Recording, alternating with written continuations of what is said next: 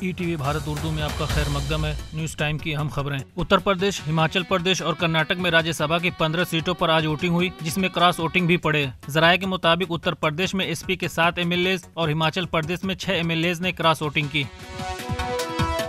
اتر پردیش کے سنبھل سے رکن پارلیمنٹ ڈاکٹر شفیق الرحمان برق کا 92 برس کی عمر میں انتقال ہو گیا۔ کئی دنوں سے ان کی طبیعت ناساز تھی۔ انہوں نے مراد آباد کے ایک اسپتال میں آخری سانس لی۔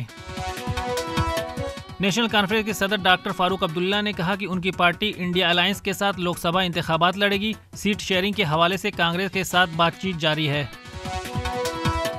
محکمہ موسمیات نے وادی کشمیر میں 29 فروری سے خراب موسم سے متعلق ایڈوائزری جاری کی ہے۔ وادی کشمیر میں اس دوران فضائی و زمینی ٹرانسپورٹ متاثر ہو سکتا ہے۔ اس کے علاوہ پہاڑی علاقوں میں برفانی تودے گر آنے کے بھی خطرات ہیں۔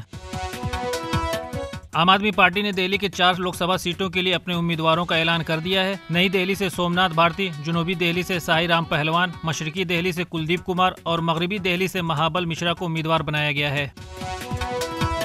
وزیر اعظم نریندر مودی مارچ کے پہلے ہفتے کے دوران وادی کشمیر کا دورہ کرنے والے ہیں۔ اس دوران وزیر اعظم اننت ناگ میں ایک عوامی ریلی سے خطاب بھی کریں گے۔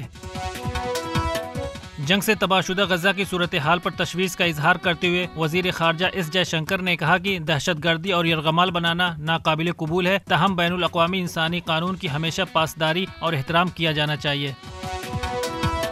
راہل گاندھی نے پیپر لیک اور بھرتی کے معاملات پر بی جے پی پر حملہ کرتے ہوئے کہا کہ حکومت نے طلبہ کے خوابوں کو گرہن لگا دیا ہے اور تاریخ پی ایم مودی کو اس کے لیے کبھی معاف نہیں کرے گی۔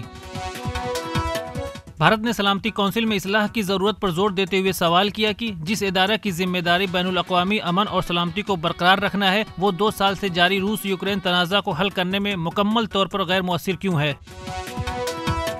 برکینا فاسو کی ایک مسجد پر ہوئے حملے میں کم از کم 14 افراد جاں بحق ہو گئے۔ برکینا فاسو کا تقریباً نصف حصہ حکومت کے کنٹرول سے باہر ہے، کیونکہ عسکری گروپ برسوں سے اپنے مطالبات کو لے کر جد و جہد کر رہے ہیں۔ برکینا فاسو میں 2022 سے اب تک 2 بغاوتیں بھی ہو چکی ہیں۔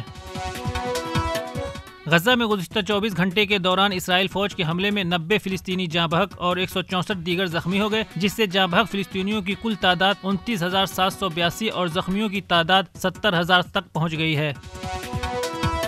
ٹیم انڈیا کے تیز گیند باز محمد شمی کے ٹخنے کی کامیاب سرجری ہو گئی ہے۔ وزیر اعظم نریندر مودی نے محمد شمی کی جلد صحت یابی اور اچھی صحت کے لیے نیک خواہشات بھی پیش کی ہیں۔ خبروں کی تازہ اپڈیٹس کے لیے لاگ ان کریں www.etvbharat.com۔